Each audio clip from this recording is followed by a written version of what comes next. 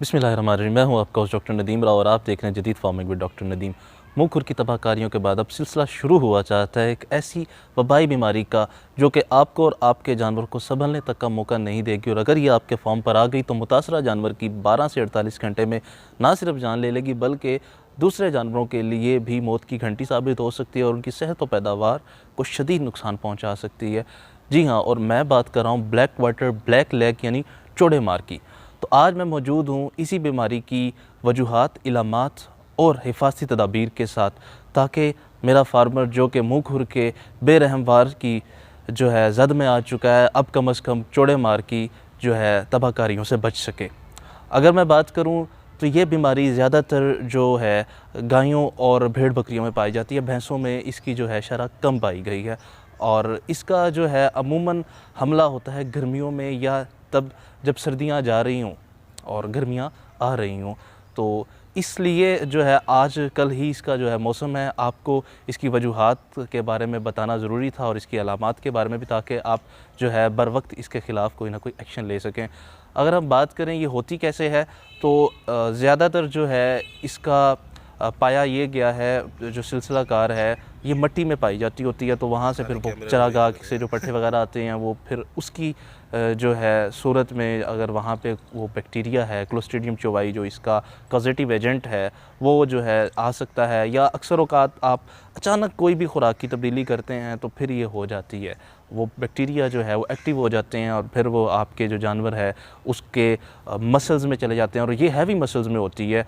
और यानी कि मसल्स वो जहाँ पे गोश्त ज़्यादा होता है उस जगह पे ज़्यादा होती है, और 6 माह से 24 माह के जानवरों को ज़्यादा अटैक करती है। और उनमें से भी वो जानवर होते हैं ये जो आपके ग्रुप के बेस्ट जानवर होते हैं, बहुत अच्छी सलाहियत होती है उनकी पैदावारी, ये उन्हीं जानवरों को अटैक करता है। और बीमारी ये है बीफ ब्रीड की, यानी कि दूध देने वाले जानवरों में ये कम पाई जाती है, बल्कि मोटे ताज़े और फरबा करने वाले जानवरों में ये ज़्यादा पाई जाती है, और मिट्टी से ये आ जाती है फिर। और सबसे बड़ा मसला ये है कि ये छूत का मर्ज़ है। अब आ तो गया ये आपके फार्म पे, अब ये रोज़ाना की बुनियाद पे किसी ना किसी जानवर को लगता रहेगा और आपका जो है हर्ड जो है वो इससे मुतासिर होता रहेगा, और फिर इसका इलाज कोई ख़ास है नहीं। मतलब आप जितनी मर्ज़ी कोशिश कर लें इसकी रिकवरी बड़ी मुश्किल हो जाती है। जानवर जो है शुरू में जब इसकी इलामात में ये है कि बुखार होता है और सोजिश आ जाती है, इसकी गर्दन पे भी देखी गई है, पिछली टांगों पे देखी गई है, इसकी छाती पे देखी गई है, या जो है अगले जो है पाँव के जो मसल्स हैं उस पे ये देखी गई है, सोजिश हो जाती है और फिर ये बढ़ती रहती है। जब ये बढ़ जाती है तो फिर इसका टेम्परेचर या तो कम हो जाता है या फिर नॉर्मल रहता है, लेकिन वो जो जगह है वो अगर आप उसको हाथ लगा के महसूस करें तो वो जो है उससे कड़कड़ की आवाज़ आती है, इसे क्रैकलिंग साउंड भी कहते हैं। असल में अंदर से जो है ना जानवर का गोश्त जो है गल सड़ और फटना स्टार्ट हो जाता है। कभी कभार ये इतनी गंभीर सूरत हो जाती है कि वो जगह इसकी फट जाती है और वहाँ से खून और जो चीज़ें ना बाहर निकलने लग जाती है। तो ये अच्छी इलामत है, क्योंकि वो जो जहरीले मादे होते हैं उनका इखराज हो रहा होता है। तो ये बीमारी जो है इस तरह से वारिद होती है, और फिर जो है 80% इसका मोर्टेलिटी रेट रिकॉर्ड किया गया, यानी कि अगर 100 जानवरों को ये हो गई तो 80 जानवर इससे मुतासर होकर मर सकते हैं, और ये भी अचानक होगा।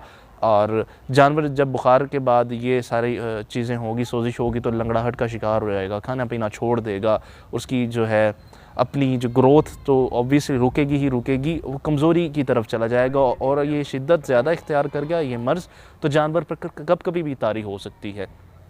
तो ये तो हैं इसकी वो अलामात जिससे आप इसकी पहचान करेंगे। वजूहात का मैंने बता दिया कि ये जो है मतलब चारे में अचानक तब्दीली से या चारे ही के ज़रिए से आ जाती है और फिर आपके जानवर को बुरी तरह से मुतासिर करती है। अगर हम इसके कंट्रोल की बात करें तो खुदा न खास्ता अब अगर ये आ गई है तो आपने क्या करना है कि जानवर का जो मुतासरा जानवर था उसकी जो जिस जगह पे वो रहता था उसकी वो मिट्टी जो है ना आपने 2 से 3 इंच के करीब जो है ना वो उठा लेनी है। पहले कोशिश करें उसे जला दें और फिर अपने पूरे फार्म पे जो है उस मिट्टी को जो है बाहर फेंक के नई मिट्टी फैलाएं, या अगर चूना फैला सकते हैं तो बेहतरीन हल है, आप उसका चूना फैलाएं और स्प्रे करें ताकि दूसरे जानवर इस चौड़ेमार से बच सकें।